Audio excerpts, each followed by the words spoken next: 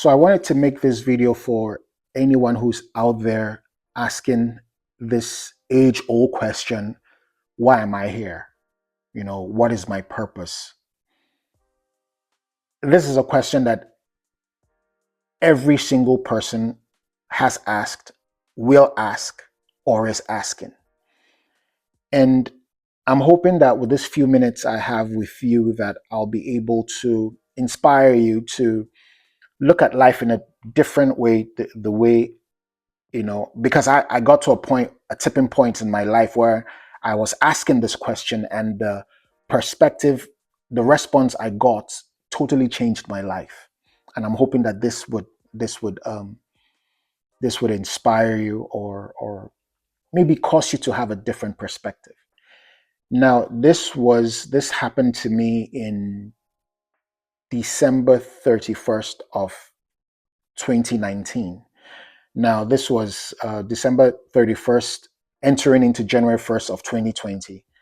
I wasn't in Canada then. I was in Nigeria, and was in Africa. We have this thing called crossover. It was also, you know, it's also practiced in the West, but it's heavy in Africa, where on the 31st, most people are in a religious place of worship, where they prefer to spend, the last day of the year and the early hours of the new year in church or their place of worship, praying and what have you. But of course, I didn't attend because, I don't attend as much as I used to, but I was at home.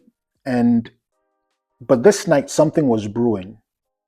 There was a hurricane and a storm that was brewing inside of me. It was like a Category 7 hurricane. And I was going to turn 40 that new year, the March of 2020. And for about 2 days before that, I was deep within my soul asking the question that I'm going to be 40 and I feel like I have nothing to show for it. It didn't matter that I had a lovely family with, two beautiful girls, and it didn't matter that things were, pretty decent with me.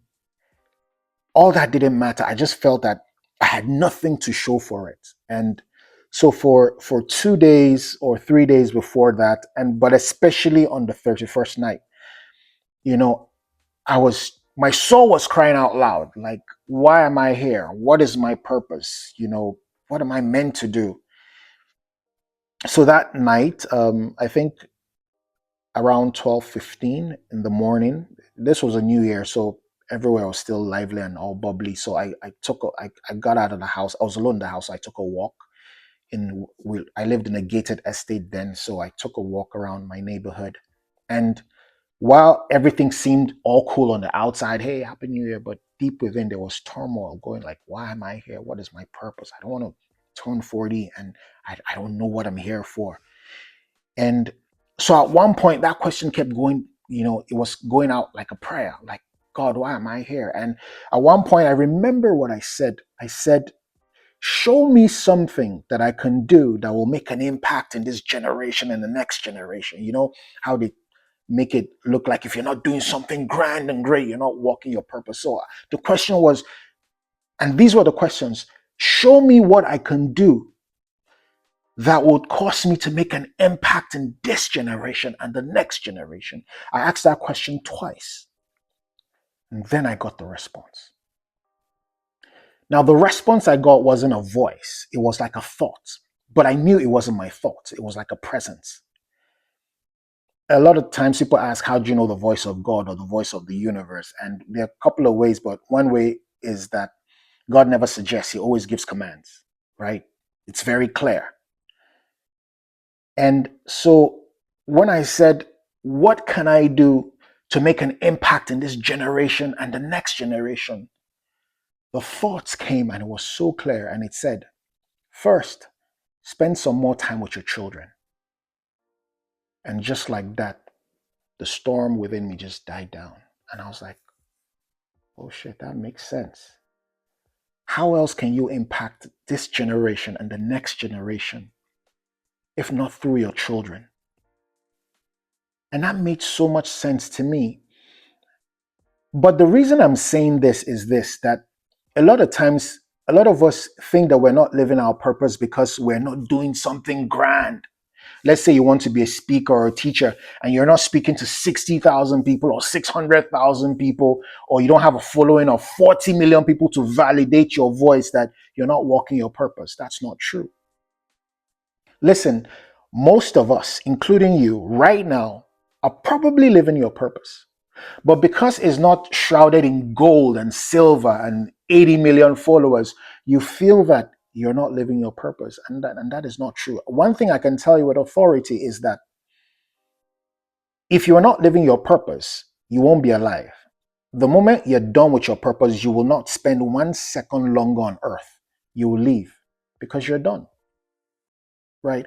So stop thinking that because you're not on a high pedestal or doing great things or selling 2 million products every day, that you are not living your purpose. You are.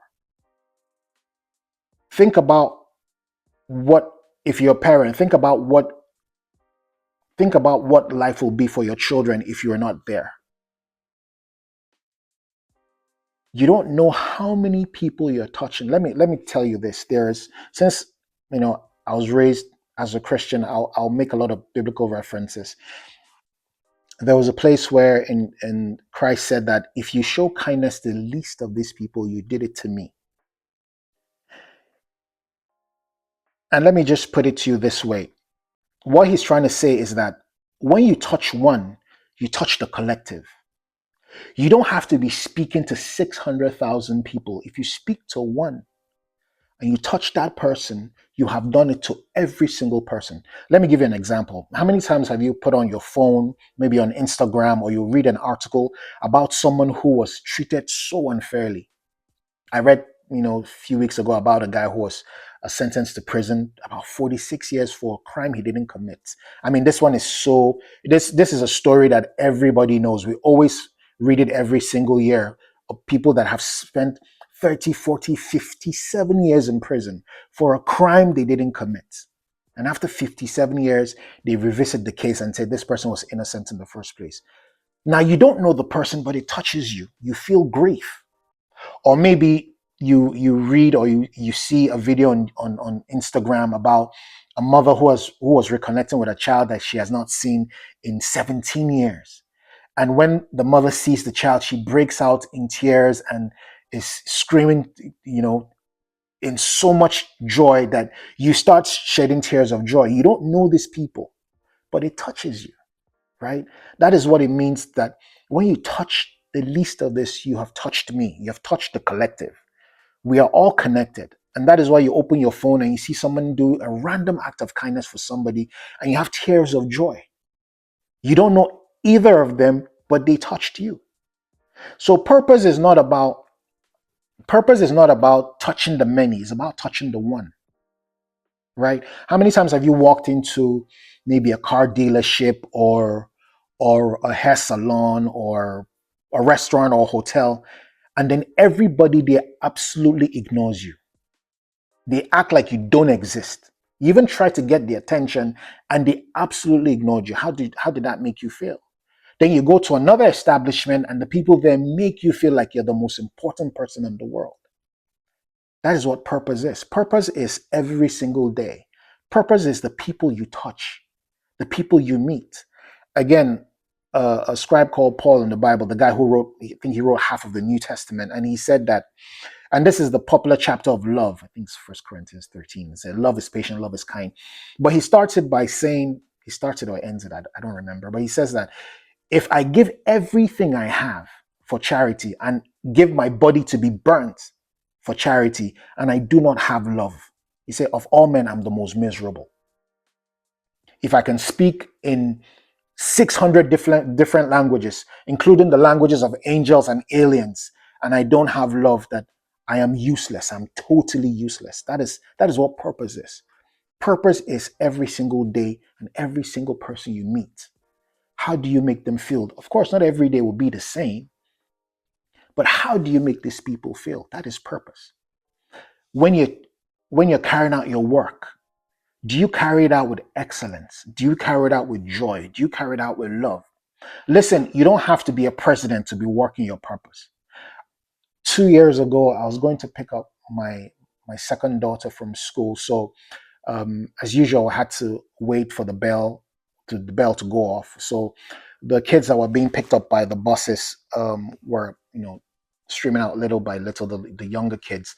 But I struck a conversation with an elderly man. I think he retired from the post office or something, and he took a part-time job um, busing the kids. And it was just a conversation that didn't last more than 10, 15 minutes, but I had goosebumps all over me because he said it was such an honor that he treats this position with such an honor because who are the most prized possessions in the world is children. Like parents would do any, if you're a parent, you do anything for your child. And then these people now entrust their most precious possession to me. He says it's an honor that when I'm gone, I know that I I transported the future of Canada. That's the way he put it. And I left that day thinking that, wow, if I can approach so it doesn't matter what you do, whether you're a waitress or you're a doctor or you're a nurse or you're a president it doesn't matter. Do you approach your work with that joy, with that fervor, with that excellence? You can inject purpose in every single thing you do. And again, purpose, I've discovered, is about love. Whatsoever you do, you have to do with love and do it with and excellence is a product of love, right? Look at Apple. It's a product of love. Look at the iPhone or some of the best things. It's a product of love. How can I make life better for someone? That is love. That is purpose. So I hope this helps you if you're struggling with life and saying I don't know what my purpose is. Trust me, trust me. You're probably living your purpose and you don't even know it. How do you approach every single day, right? How do you approach a single day? How do you approach everybody you meet? You know, when people meet you, do they feel that you are the most important person in the world, or did you make them feel like they are the most important person in the world? And again, one thing is very important before I leave is also treat yourself with kindness. You don't know it all. Nobody knows it all, right? So, but I want to assure you that if you weren't living your purpose, you won't be alive. The moment you're done with your purpose, you won't spend a second longer on earth. Trust me. So, okay, so don't beat yourself up. Whatever you find to do, do it all your heart. Move with love, move with excellence, move with grace. And you'll find that, think about it, you've never attended any wake keeping. There is no wake keeping that you've ever attended. And when people got up to speak about the dead, nobody ever said, oh, do you know that this person had 7 cars, or he built 8 mansions, or he had 4,000 staff, or she had a flat tummy? Nobody ever says that. What they talk about is purpose. And what is the purpose? How that person touched me.